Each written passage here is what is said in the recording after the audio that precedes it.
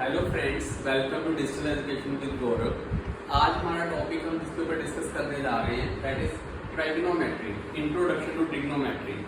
तो ट्रिग्नोमेट्री का main mean जो है ये हमारा साइड्स और एंगल्स के बिटवीन जो है रिलेशनशिप डिफाइन करता है, दैट इज कॉल्ड ट्रिग्नोमेट्री। ये बेसिक कंसेप्ट हम करेंगे जो कि क्लास 9th एंड 10th के टॉपिक से लिए गए हैं।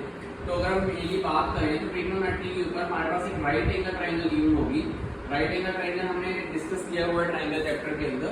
तो you can see right angle means जिसमें कि एक एंगल क्या होगा, that will be 90 degree. You get this is the triangle ABC।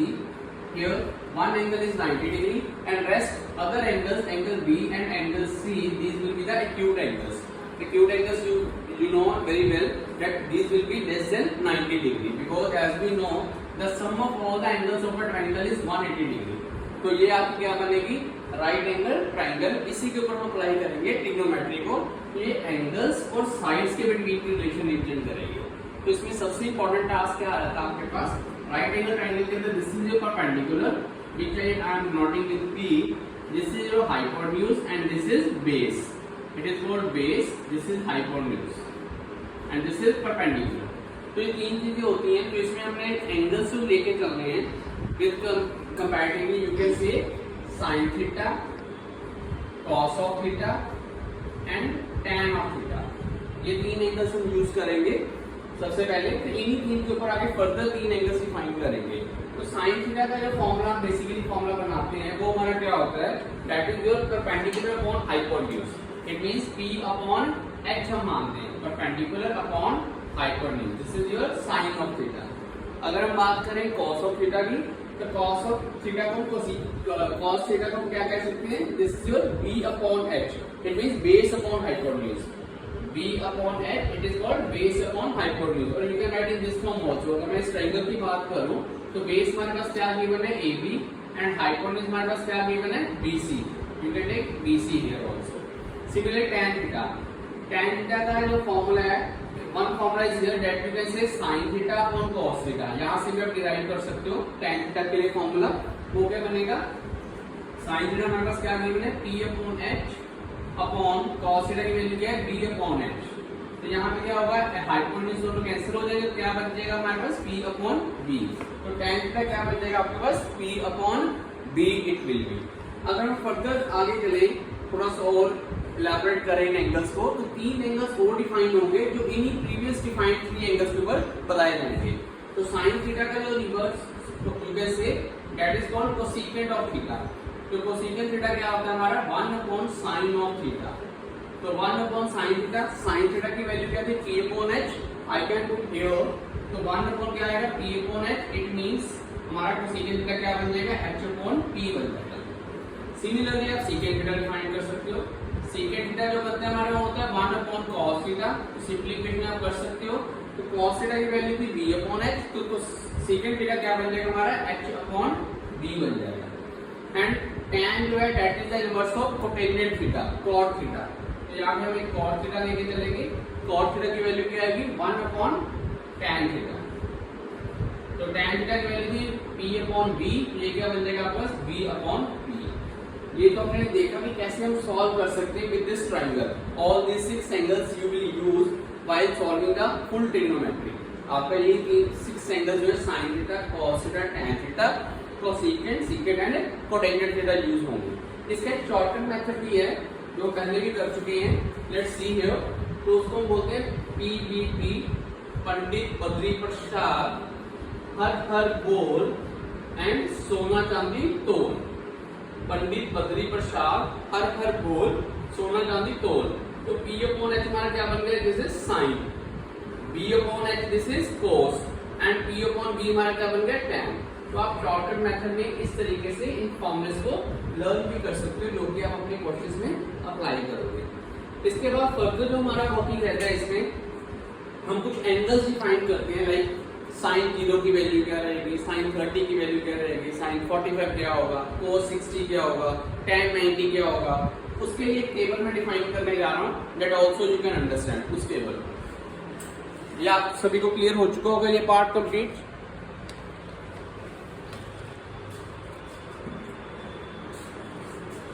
देखिए वो टेबल आगे। बड़ा सिंपलेस्ट वे में टेबल रेडी किया जा सकता है। बच्चे मोस्टली इसको याद करने की कोशिश करते हैं, तो उन्हें याद नहीं करना उसे।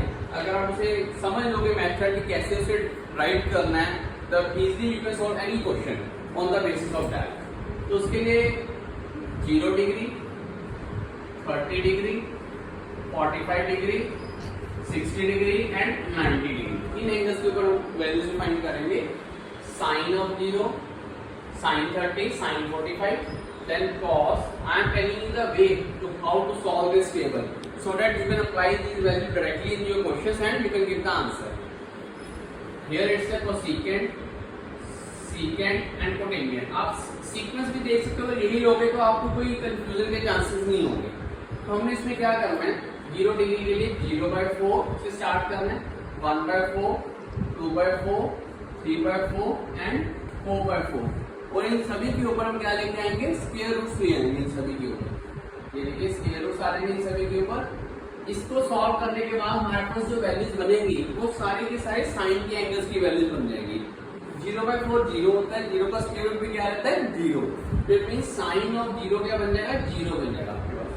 अब यहाँ पे अगर हम बात करें 1/4, 1 का स्क्वायर रूट क्या होता है, 1 रहेगा।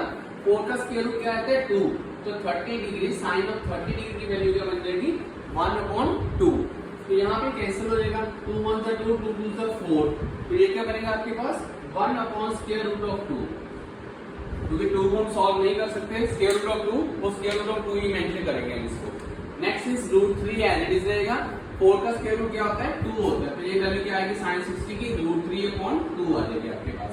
अगर हम यहाँ पे बात करें 4 से 4 कैंसिल हो जाएगा, क्या बचेगा, √1 इट मींस यू कैन से 1 ओनली। sin 90 क्या बनेगा आपके पास, इट विल बी 1 here।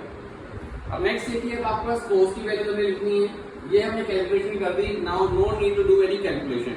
अब आपने क्या करना है, रिवर्स से लिखनी शुरू करनी है वैल्यूज। जो sin 90 की थी वो क्या आ गई, cos 0 पे 1 here।